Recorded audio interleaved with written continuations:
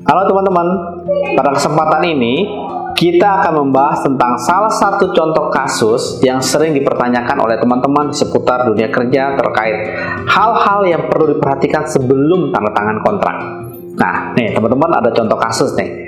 Apa saja yang harus diperhatikan dalam kontrak kerja agar saya tidak dirugikan sepihak oleh perusahaan? Yuk teman-teman, kita belajar bareng bersama saya Budi di Rewata Channel.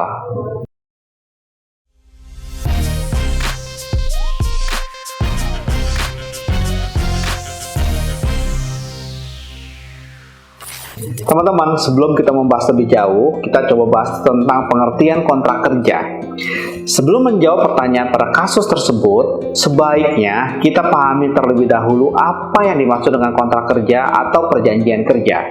Pada dasarnya, kontrak kerja adalah suatu perjanjian antara pekerja dan pengusaha secara lisan dan tulisan, baik untuk waktu tertentu maupun untuk waktu tidak tertentu, yang memuat syarat-syarat kerja, hak dan kewajiban.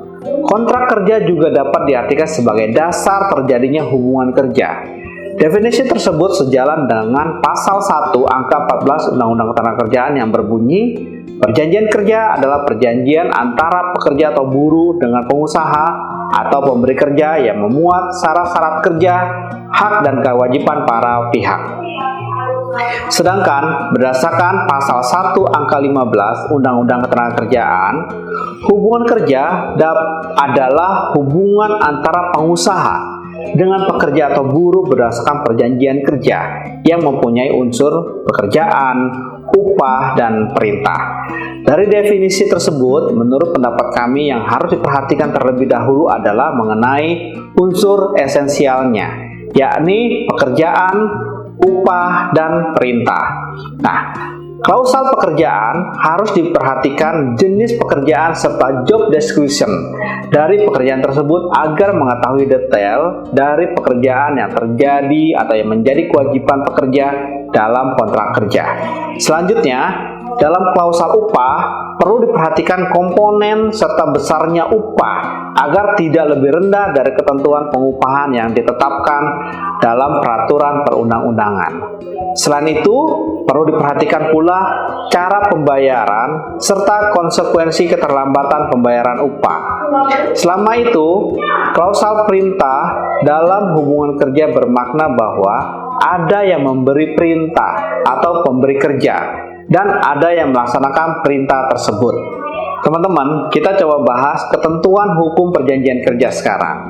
Pada dasarnya, perjanjian kerja dibuat atas dasar pertama adalah kesepakatan kedua belah pihak, lalu kemampuan atau kecakapan melakukan perbuatan hukum, lalu adanya pekerjaan yang diperjanjikan, dan pekerjaan yang diperjanjikan tidak bertentangan dengan ketertiban umum, kesusilaan, dan peraturan perundang-undangan yang berlaku. Nah, jika perjanjian kerja tersebut tidak memenuhi syarat huruf yang A dan B atau yang pertama dan yang kedua, maka perjanjian kerja tersebut dapat dibatalkan.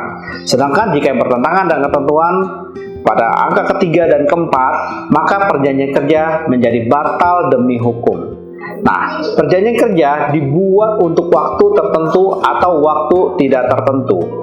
Pekerjaan kerja waktu tertentu atau PKWT didasarkan atas jangka waktu dan selesainya suatu pekerjaan tertentu yang ditentukan berdasarkan perjanjian kerja. Lebih lanjut, berdasarkan pasal 13 PP 35 tahun 2021, PKWT paling sedikit harus memuat yang pertama adalah nama, alamat perusahaan, dan jenis usaha. Yang kedua, nama, jenis kelamin, umur, dan alamat pekerja atau buruh. Yang ketiga, jabatan atau jenis pekerjaan. Yang keempat, tempat pekerjaan. Yang kelima, besaran dan cara pembayaran upah. Lalu yang keenam, hak dan kewajiban pekerja dan pengusaha sesuai dengan ketentuan peraturan perundangan dan atau syarat kerja yang diatur dalam peraturan perusahaan atau perjanjian kerja bersama. Yang ketujuh, mulai dan jangka waktu berlakunya PKWT. Yang kedelapan, tempat dan tanggal PKWT dibuat. Dan yang kesembilan adalah tanda tangan para pihak dalam PKWT. Nah, kemudian Jika Anda dipekerjakan secara kontrak atau PKWT, Anda harus melihat juga apakah diperjanjikan adanya masa percobaan dalam perjanjian kerja Anda.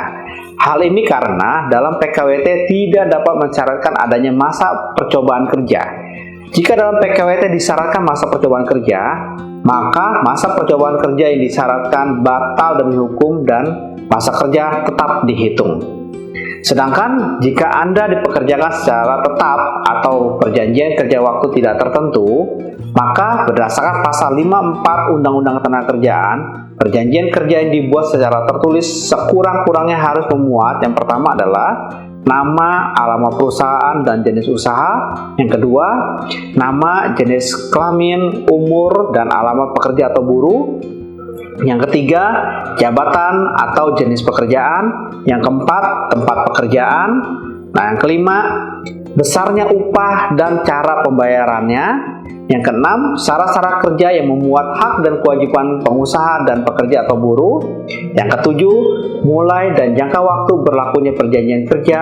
Yang kedelapan, tempat dan tanggal perjanjian kerja dibuat. Dan yang kesembilan adalah tanda tangan para pihak dalam perjanjian kerja.